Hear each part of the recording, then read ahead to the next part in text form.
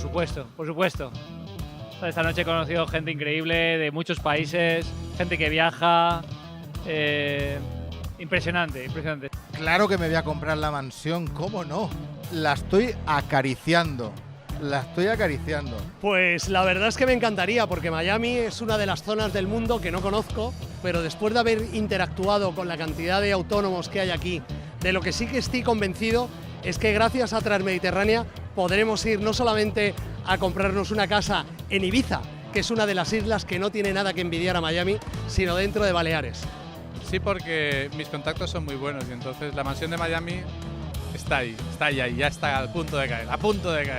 Bueno, yo soy más partidaria de comprarme el yate, sí, yo lo veo mucho más cerca después de esta noche. Sí, yo creo que al lado de la de Jennifer López.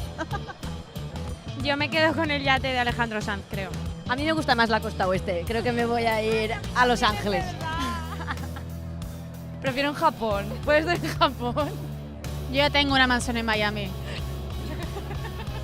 No tocándolo con los dedos, pero seguro que casi.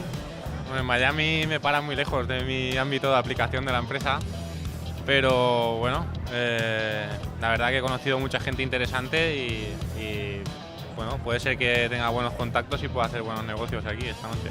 Mansión en Miami me encantaría, pero me conformo con pagar los autónomos de cada mes, la furgoneta, el coche, los talleres y todo eso. Estoy contenta, sí. Estos eventos ayudan mucho para conocernos todos y ver las gracias y desgracias que tienen este tipo de vida. Bueno, yo confío totalmente en la red de contactos de aquí y de todos los sitios, o sea que sí, me ha servido un montón, he conocido un montón de gente interesante y yo sí, creo totalmente en esta filosofía de conectar y a través de los contactos conseguir lo que quieras, o sea que sí, vamos a por la mansión en Miami.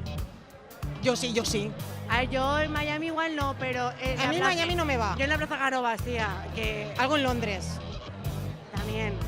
Algo en Londres. También. Salir de Pero estamos ya, estamos ya... sobre todo salir de Benetúser, ¿no? Hostia, por favor. Que nos saquen de Benetúser, por favor. Ya.